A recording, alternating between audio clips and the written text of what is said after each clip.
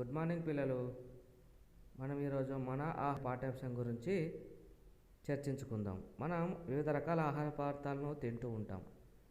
మరి ఆహారం తయారు కావడానికి ఏ దినుసులు అవసరమవుతాయి, ఏ దినుసులతో తయారవుతుంది? మరి ఆహారం తయారు కావడానికి వివిధ రకాల దినుసులు అవసరమవుతాయి. మనం ప్రతిరోజు అన్నం, చపాతీ, అదేవిధంగా పప్పు, వివిధ రకాల ఆహార పదార్థాలను తీసుకుంటూ ఉంటాం. మరి మన ఆహారం ఎందుకు తీసుకోవాలి? మనం ఆహారం అనేది ఎనర్జీ, శక్తి గురించి, ఆరోగ్యం గురించి మరియు సరదా కోసం కూడా ఒక్కొక్కసారి ఆహార పదార్థాలు తింటుంటాం. ఎనర్జీ కోసం అన్నం, రొట్టె, చపాతీ, హెల్త్ కోసం పళ్ళు, కాయకూరలు, పాలు, సరదా కోసం బేకరీలో జంక్ ఫుడ్ తింటూ ఉంటాం. జంక్ ఫుడ్ తినడం అనేటువంటిది సరైన పద్ధతి కాదు. మనం తినే ఆహార పదార్థాలు ఎలా తయారవుతాయి, వాటికి కావాల్సిన దినుసులు ఏంటో తెలుసుకుందాం.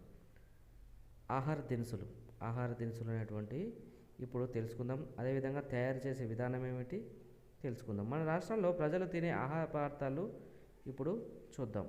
మన రాష్ట్రంలో ఎక్కువగా అన్నం, పప్పు, చారు, ఇడ్లీ, బజ్జీలు, పెసరట్లు, గోంగూర పచ్చడి, ఆవకాయ పచ్చడి, అదేవిధంగా మినప్పప్పు, మినప రొట్టె, పరమాన్నం, పులిహోర, అరిసెలు, పొంగలు, చెక్కలు, జంతికలు, బొబ్బట్లు, పూతరేకులు, ఇట్లాంటి ఆహార పదార్థాలను ఎక్కువగా తింటూ ఉంటాం మనం.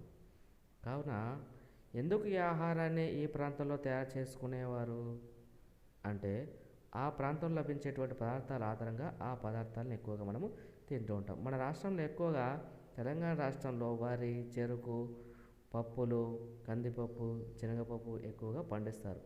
కాబట్టి వాటితో తయారైన ఆహార పదార్థాలను ఎక్కువగా తింటూ ఉంటాం. నూనె కూడా మనము ప్యాడీగా పంట పండిస్తాం. మరి ఇవన్నీ రకాల పదార్థాలను ఉపయోగించి వివిధ రకాల ఆహార పదార్థాలను మనము తయారు చేసుకుంటాం. ఈ ఆహార పదార్థాలు తయారు చేసుకోవడానికి మనకు వివిధ రకాల దినుసులు అనేటువంటి అవసరం ఉంటాయి. మరి ఈ దినుసులు ఫుడ్ ఐటమ్స్ తయారు చేయడానికి కావాల్సిన దినుసులు ఏంటో చూద్దాం.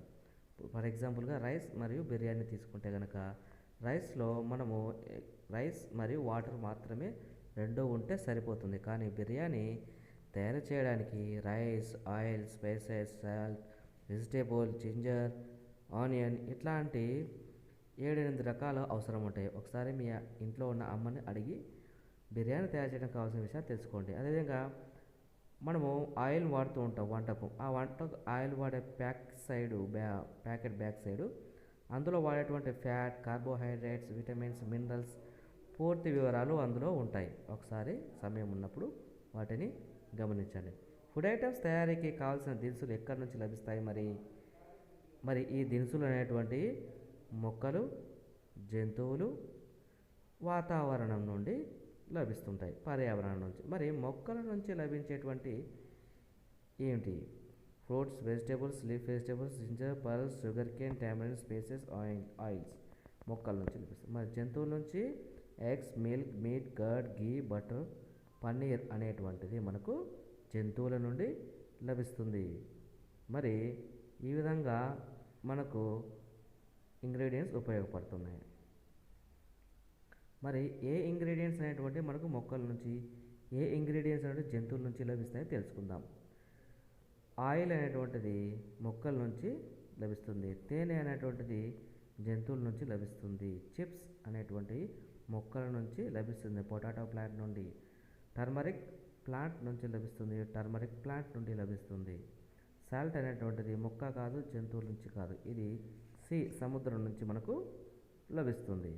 ఇడ్లీ అనేటువంటిది మినుముల నుండి మనకు లభిస్తుంది, కావున ఇది ప్లాంట్కు సంబంధించినది.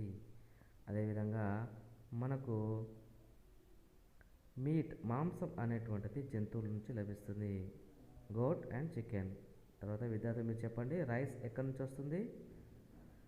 ప్యాడీ నుంచి వస్తుంది. ఎగ్స్ ఎక్కడి నుంచి వస్తున్నాయి మనకు? యానిమల్స్, హెన్ అండ్ గోస్ నుంచి. అదేవిధంగా షుగర్ కేన్ నుంచి వస్తుంది. నెక్స్ట్ చెప్పండి విద్యార్థులు, పీనట్స్, పల్లీలు, పీనట్ ప్లాంట్ నుండి లభిస్తుంది.